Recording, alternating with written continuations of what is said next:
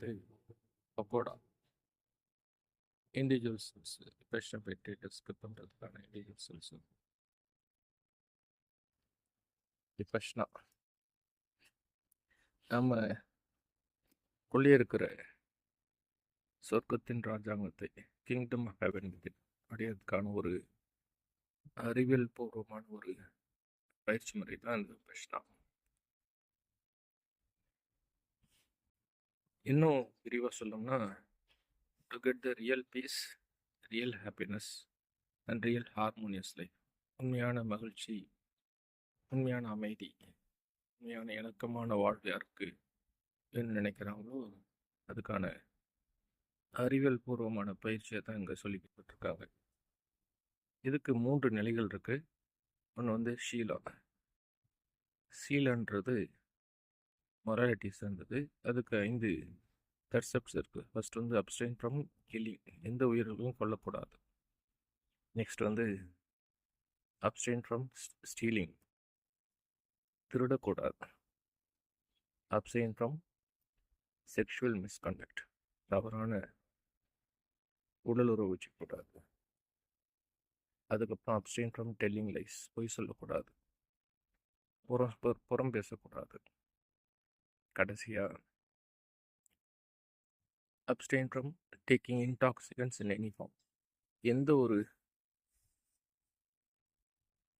Intoxicants, அது வந்து ஆல்கஹாலாக இருக்கலாம், ஸ்மோக்கிங், வேறு போதை பழக்கங்கள் வந்து இருக்கக்கூடாது. 2வது நிலை வந்து சமாதி. சமாதின்றது நம்ம மனசுக்கு நாம் எப்படி ராஜா ஆகலாம், கிங் ஆகலாம் அப்படின்றதுக்கான ஒரு பயிற்சி முறை தான். நம்ம நேச்சுரல் பிரெத், நம்ம சுவாசத்தை, இயற்கையான சுவாசத்தை, நார்மலான சுவாசத்தை அட் என்ட்ரன்ஸ் ஆஃப் நாஸ்ட்ரில் வந்து நாம் அப்சர்வ் பண்ண போகிறோம்.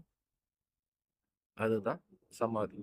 Natural breath, normal breath, nothing but breath at entrance of the இயற்கையான மூச்சை நம்ம கவனிக்க போகிறோம். உள்ளே வர மூச்சு, வெளியே போகிற மூச்சு, நம்ம மூக்கு துவாரத்துடைய முனையில் இருக்கிற வழியில் நம்ம கவனிக்க போகிறோம். இதை கவனிக்கிறது மூலமாக நாம் நம்ம மனசுக்கு ராஜா ஆகிட முடியும்.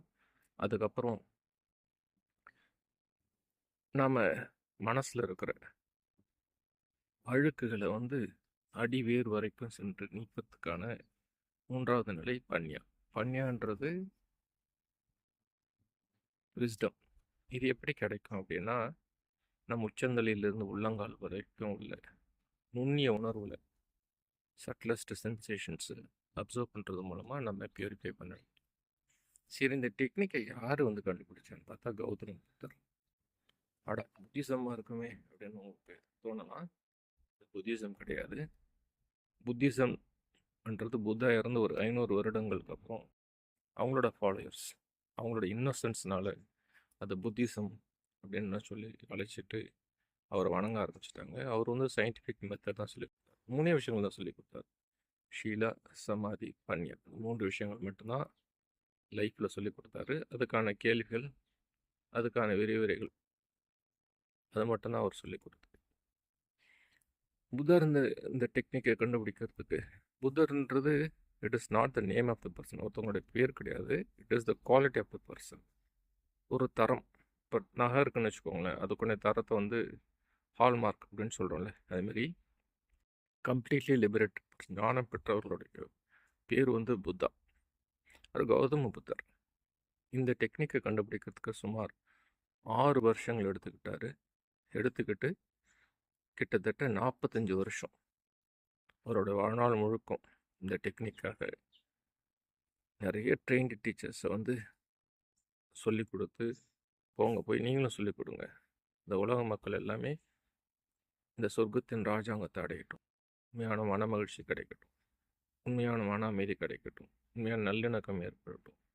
இந்த உடல் மூலமாக, இந்த மனசு மூலமாக நாம் எப்படி இந்த துன்பங்கள்லேருந்து வெளியே வரலாம், இன்பமான வாழ்க்கை வாழலான்னு சொல்லிட்டு அவர் நிறைய பேருக்கு சொல்லி கொடுத்துருக்காரு. இந்த டெக்னிக்கை தம்ம சேதுல கிறிஸ்டைன் பியூர் அந்தளவுக்கு தூய்மையாக இங்கே சொல்லி கொடுத்துட்டு இருக்காரு.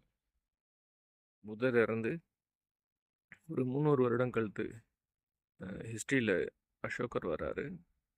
அவர் தான் இந்த டெக்னிக்கை உலகம் முழுக்க கொண்டு சேர்த்தவர். அதுக்கப்புறம் தான் ஒரு 500 வருடம் கழித்து புத்திசம், புத்திஸ்ட் எல்லாம் வார்த்தைகள்லாம் வர ஆரம்பிச்சிச்சு. அவங்களுடைய அறியாமையினால் நிறைய மக்கள் என்ன பண்ணுறாங்க அப்படின்னா இன்னோசன்ஸ், அதனால் அவரை வந்துட்டு கடவுளாக வணங்க ஆரம்பிச்சிட்டாங்க. ஆனால் 25 வருடங்கள் அப்படின்னா இது பெரிய விஷயம். 25 செஞ்சுரிஸ்னால் யோசிச்சு பாருங்கள். 2500 வருடங்களுக்கு மேலே இந்த டெக்னிக்கை இன்னும் பியூரஸ்ட் ஃபார்மில், கிறிஸ்டைன் பியூர் ஃபார்மில் சொல்லி கொடுத்துட்ருக்காங்க. எனவே அனைவரும் டிப்ரெஷனாக ஒரு முறையாவது முயற்சி செஞ்சு பார்க்கலாம். முயற்சி செஞ்சு நாம் அனைவரும் இன்பமான, அமைதியான, மிகவும் நல்லிணக்கமான வாழ்க்கையை பெறலாம். நன்றி, வணக்கம்.